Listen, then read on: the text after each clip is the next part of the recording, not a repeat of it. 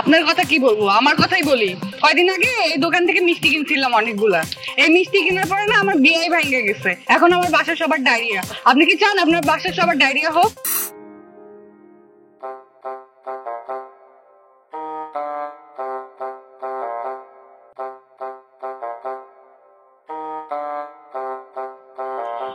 আরে চাচা কই যান? দাঁড়ান দাঁড়ান দাঁড়ান দাঁড়ান দাঁড়ান।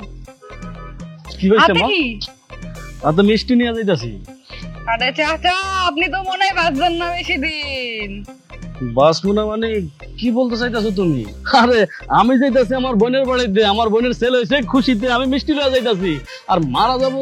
তুমি কে মা? তোমার তো আমি চিনলাম না। আরে আমি কে সেটা পরে জিজ্ঞেস করেন, আগে বলেন আপনি কেন মারা যাবেন। আচ্ছা বলো তো মা, এটা খাইলে আমি কেন মারা যাবো এই কথাটা আগে বলো তো। আপনার কথা কি বলবো, আমার কথাই বলি। কয়দিন আগে এই দোকান থেকে মিষ্টি কিনছিলাম অনেকগুলা। এই মিষ্টি কেনার পরে না আমার বিয়ে ভেঙে গেছে। এখন আমার বাসার সবার ডায়রিয়া। আপনি কি চান আপনার বাসার সবার ডায়রিয়া হোক? কি যে কও না মা, সেই ছোটবেলা থেকে এই দোকানের মিষ্টি খাইয়া বড় হয়েছি। আমার বাবা সব সময় আমার এই দোকানের মিষ্টি খাওয়াইতো।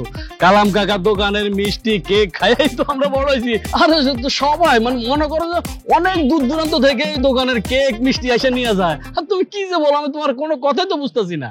আহা আমি তখনকার কথা বলছি না, আমি এখনকার কথা বলছি। তখন তো ছিল কালাম চাচা, এখন তো সে নাই। এখন কে বসে? ওনার ছেলে আছে না মামুন, গাড়ি খোর 1 নাম্বারের। ও ব্যবসায়ী লাভের জন্য 5-6 দিন আগের যে পচা ছানাগুলো আছে না, ওগুলা দিয়ে মিষ্টি বানায়। এখন ওগুলা খেয়ে যদি আপনার ফ্যামিলি অসুস্থ হয়, আপনি এটা নিতে পারবেন? আপনি কি এখন এই মিষ্টি নিয়ে বাসায় যাবেন, না এটা ওর মুখে যে ফেলে দিয়ে আসবেন? আপনি চিন্তা করেন। তাই নাকি?